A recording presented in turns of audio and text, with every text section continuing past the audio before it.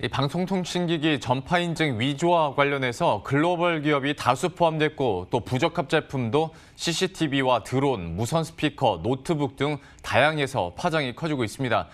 정부는 해당 제조사가 위조 과정에서 어디까지 관여했는지 밝히기 위해 조사에 착수했는데요.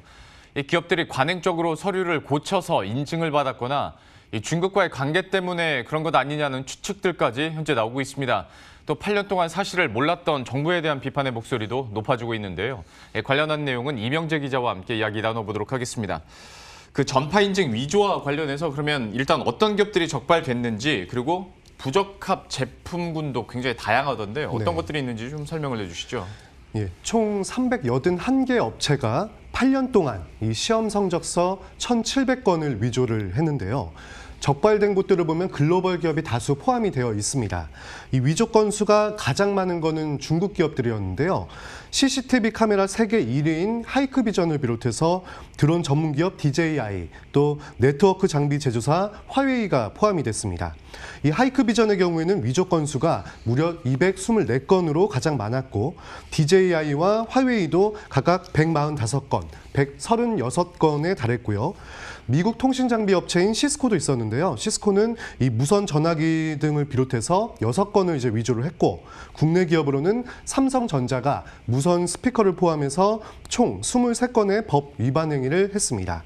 이 부적합한 기준으로 만들어진 제품들도 다양했는데요. LTE 네트워크 장비를 비롯해서 무선 이어폰과 노트북, 또 마우스, 청소기, 공기청정기 등으로 나타났습니다. 예. 이렇게 부정 행위를 한 이유가 무엇이냐는 따져봐야 될 것 같은데 지금 어떤 얘기들이 나오고 있습니까? 네, 이 기업들이 권한이 없는 이 중국 시험소를 통해서 시험 성적서를 이제 발급을 받았고요. 예. 이거를 이제 정부가 지정해 놓은 미국 기관으로 이름만 고쳐서 이제 그 인증을 받게 된 겁니다. 그래서 이에 대해서 업계별로 다양한 의견들이 지금 제기가 되고 있는데요. 이 시험 성적서 발급 기관이 이름이 BACL입니다. 여기는 이제 미국에 본사를 두고 있는 글로벌 시험 기관을 이제 얘기를 하는데 문제가 됐던 중국 시험소도 또 정부가 지정했던 미국 시험 기관도 이름이 똑같은 BACL입니다. 그래서 업계에서는 미국 소재 시험 기관은 이제 중국 시험소보다 인증 비용이나 시험 비용이 더 훨씬 배 이상 많이 들고 또 아무래도 거리가 좀 더 멀다 보니까 절차도 까다롭다. 그래서 이런 이유들 때문에 기업들이 최대한 빨리 인증을 받고 제품을 이제 국내 시장에서 팔기 위해서 관행적으로 아마 이렇게 했을 것이라고 업계는 이제 추측을 하고 있고요. 드론 업계에서는 또 이제 관계자들 얘기 들어보니까 중국 내에서 이 드론 사업을 하기 위해서는 중국 시험기관을 이용하거나 또 중국 어떤 정부와의 또 이제 관계 유지 차원에서 어쩔 수 없이 아마 그렇게 했을 것이다. 이런 얘기들도 들리고 있고요. 또 이제 기술 기준이 중국에 맞춰서 만들어진 제품들을 이제 우리나라가 요구하고 있는 그런 기준에 부합해서 제품을 새로 만들기는 좀 어렵기 때문에 기존에 만들어진 제품들을 일단은 국내 시험을 통과를 해야 되니까 통과하는 목적에서 중국 시험소를 통해 시험서를 발급받고 이제 국내에서 그 요구하고 있는 미국 시험기관의 그 인증으로 바꿔치기를 해서 아마 그런 식으로 기술 조작을 하지 않았을까 그런 가능성도 좀 제기가 되고 있고요. 예. 통신장비 업계 얘기를 들어보면 대부분의 기업들이 이제 협력사를 통해서 이 제품 제작 같은 것들 발주를 준다고 합니다. 그리고 인증 작업도 대행소를 통해서 이제 진행들을 많이 하는데 이런 것들이 좀 일반적이다 보니까 본사 입장에서는 좀 모르고 넘어갔을 그런 가능성도 있다. 이렇게 좀 의견들이 상당히 좀 많이 나오고 있습니다. 모르고 넘어갔을 수 있다라는 건 조사를 해봐야 알 테고 네네. 앞에서 이명재 기자가 관행적으로 그렇게 사용했을 것이라고 얘기를 했잖아요. 네. 그러면 기업들은 그 BACL이 기관이 지정한 그 BACL이 아닌 걸 알면서 이렇게 했다라는 거죠? 그러니까 이제 알았는지 몰랐는지는 각 기업마다 좀 소명을 들어봐야 되긴 하는데 뭐 몰랐다고 얘기하는 기업들도 있고요. 그래서 이제 일단 얘기를 좀 들어봤습니다. 이제 대기업도 껴있고 중소 중견기업도 많은데 대부분의 업체들이 좀 사실을 좀 확인 중이다. 아니면은 답변은 지금 곤란하다. 이거 좀 피하고 있었고 예. 이제 한 중소기업의 임원과 어렵게 좀 연락이 닿아서 좀 이런저런 얘기를 나눠봤습니다. 그 관계자는 사업 초기 단계 때 이제 자사 제품을 만들기가 좀 어려운 형편이어서 타사, 그러니까 외국 제품을 이제 가져와서 국내에 유통도 시키고 판매하는 과정에서 발생한 일로 보인다. 당시에 이제 관련된 기업들이 중국 시험소를 많이도 이용했었고 해당 루트를 통해서 진행을 했기 때문에 아마 우리도 그렇게 한 것 같다. 이렇게 좀 얘기를 했고요. 그러면서 상당히 오래전 일이다. 이제 아무래도 일회성으로 끝난 것이고 우리 회사가 뭐 경제적 이익을 얻거나 또는 이제 정부를 속이고 뭐 고의적으로 이렇게 한 건 아니었다라고 또 항변을 하기도 했습니다. 예. 그래서 해당 기업은 당시의 상황이 어땠는지 내부적으로 좀 파악을 해보고 정부가 소명 절차를 할 때 그때 좀 있는 그대로 사실을 밝히겠다고 입장을 이제 전했습니다. 근데 이번에 적발된 제품군들도 참 다양하고 그리고 기업들 중에서도 대기업들이 있지 않습니까? 하다 보니까 정부는 왜 지금까지 몰랐었던 걸까? 지금 8년 동안 방치가 됐다라는 거잖아요. 네. 그럼 정부 입장은 어떻습니까? 이 주무부처인 과학기술정보통신부는 한 민간업체의 제보를 받아서 정황을 포착을 했고 이제 그 이후에 지난 2012년부터 지금까지 벌어진 모든 그런 이제 부정행위들을 발견을 했는데요. 그 말인즉슨 과기정통부가 그동안에 전혀 몰랐다는 것이고 만약에 그 기업의 제보가 없었다면은 현재까지도 그러한 부정행위가 계속 이어졌을 것이라는 그런 이제 가능성도 나오게 되는 거죠.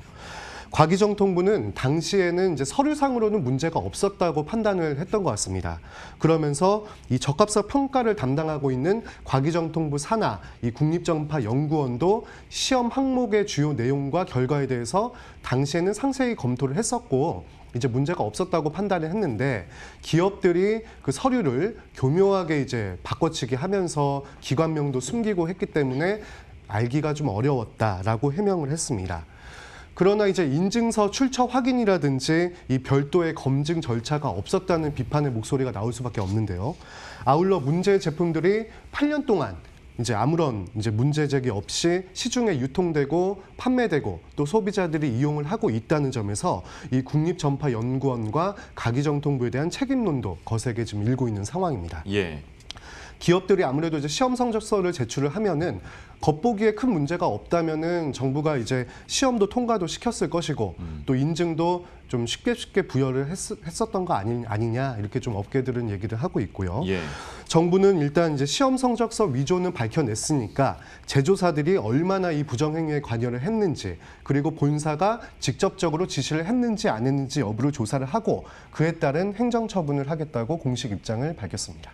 참 이게 어떤 비단 조사 이후에 그 해당 기업들에 대한 처벌로 끝나는 게 아니라 이 문제 같은 경우에는 직접 소비자들이 쓰고 있는 제품에서 문제가 발생했을 수도 있다라는 거잖아요. 네네.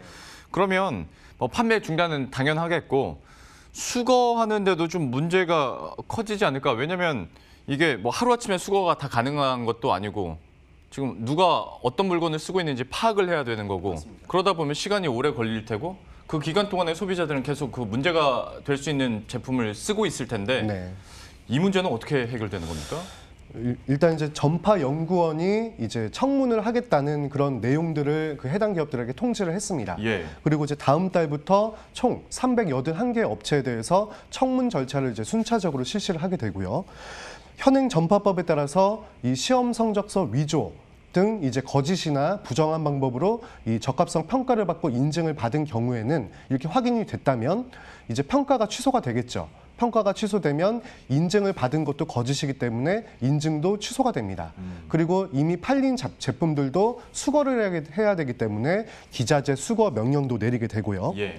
인증이 취소되면 이 해당 기업은 1년간은 이제 정부로부터 인증을 부여받지 못하게 됩니다. 그리고 이 제품에 대해서도 제조, 수입, 판매 등이 또 이제 금지가 되고요. 문제가 되는 거는 이제 제품 수거인데요. 워낙 기업 수가 많다 보니까 이 청문 절차를 다 진행하는 데까지만 약 5개월 정도가 소요가 될 것으로 지금 예상이 되고 있습니다. 그래서 이제 또 그 청문 절차 거친 다음에 부정행위 진위 여부를 최종적으로 확인하고 또 결과도 발표도 하고 또 이제 아까 이제 말씀하신 대로 이 얼마나 지금 제품들이 팔렸는지 지금 누가 이용하고 있는지를 또 기업별로 또 분석도 해야 될 것이고 예. 그래서 부적합 제품을 수거를 하려면은 내년 하반기는 되어야 아마 좀 진행되지 않겠냐. 그래서 조치를 좀 빨리빨리 취해야 되는데 너무 늦어지는 거 아니냐는 그런 우려가 나오고 있고요. 특히 또 신체에 닿는 무선 이어폰, 마우스 또 헤드셋 같은 그런 제품들이 많기 때문에 전자파 노출에 대한 우려도 상당히 좀 커지는 상황입니다. 예. 지금까지 이명재 기자와 함께했습니다. 잘 들었습니다. 네.